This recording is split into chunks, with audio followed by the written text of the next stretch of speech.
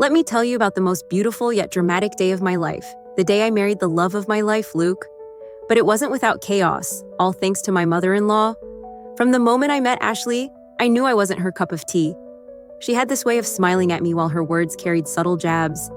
If I cooked, it wasn't as good as how Luke's ex-girlfriend used to cook, or how she'd remind him how nobody makes meatloaf like mom. If I wore something cute, it was a little too modern for a proper wife. If I dressed up, my outfits were too flashy for a proper wife. But I loved Luke, and he loved me, so I was determined to make it work. Fast forward to the wedding preparations. I had found my dream wedding dress, a gorgeous hand-stitched masterpiece that fit me like a glove. It was elegant, timeless, and when I wore it, I felt like a queen. Everyone loved it, especially my sister-in-law, Eve, who couldn't stop taking pictures of me in the dress during my fitting. Ashley, however, was a different story. She gave me a tight-lipped smile and muttered, "Well, it's all right, I guess." But a bit much, don't you think? Before walking out of the room. Later, Eve confided in me that her mom was upset because she had never been the center of attention during her own wedding, and seeing me admired by everyone had struck a nerve. The night before the wedding, I stayed at my parents' house while the dress was safely kept at Luke's family home in a spare room. The plan was for me to pick it up early in the morning and head to the venue. When I arrived, the house was in chaos. Luke looked furious, Eve was on the verge of tears, and there was a strange, acrid smell in the air. "What happened?" I asked, my heart racing. Luke took my hand and led me to the backyard. There, in a blackened heap, was my wedding dress. It had been deliberately set on fire. "I don't understand," I whispered, tears welling up in my eyes. Ashley stood nearby, pretending to be as shocked as everyone else. "Who could do such a thing?" she exclaimed dramatically. "It's such a shame. I told you to keep it somewhere safer." But something about her tone didn't sit right with me. Her words felt rehearsed, and she avoided making eye contact. Luke, sensing my distress, called the family driver to review the CCTV footage from the house. What we saw confirmed my worst fears. The footage clearly showed Ashley sneaking into the room at night with a lighter and a can of kerosene. She had set the dress ablaze, watching as it burned before slipping away like nothing happened. When Luke confronted her, she initially denied it. "That's not me. It must be someone who looks like me," she stammered. But the evidence was undeniable. Apparently, she thought she disabled every camera but was shocked to see she had forgotten about one. "Why would you do this, Mom?" Luke yelled, his voice filled with anger and disappointment. Tears streamed down her face, but not from guilt. "You don't understand. She's taken everything from me. The family loves her more than they love me. Even you, my own son, defend her over me," she cried. "That dress was ridiculous," she snapped.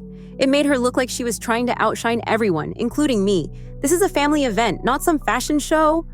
But then she changed tactics, pretending to cry.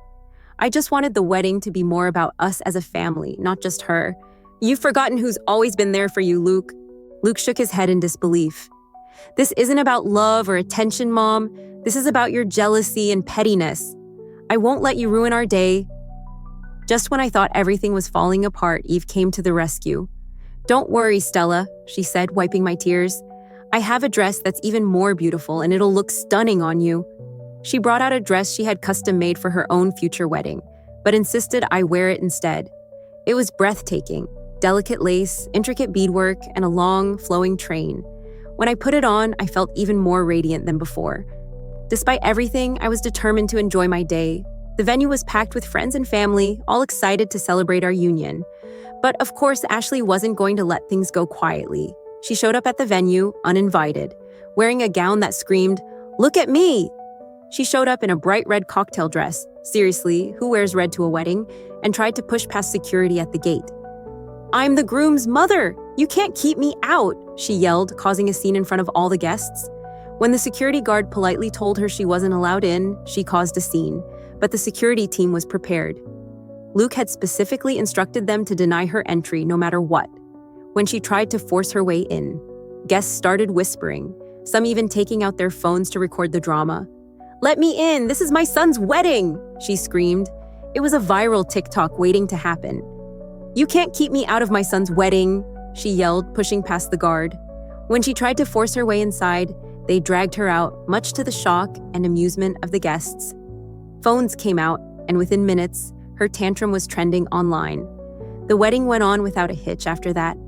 Luke and I danced, laughed, and celebrated with the people who truly cared about us. Eve's dress turned out to be the perfect replacement, and many guests even commented that it suited me more than the original.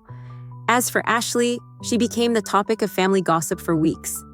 Luke decided to distance himself from her until she could genuinely apologize and change her behavior. Looking back, I realized that her actions, as hurtful as they were, only strengthened the bond between Luke and me.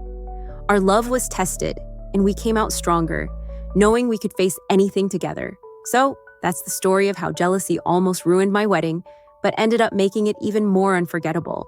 And to anyone dealing with difficult in-laws, stay strong, stay true to yourself, and remember that love always wins.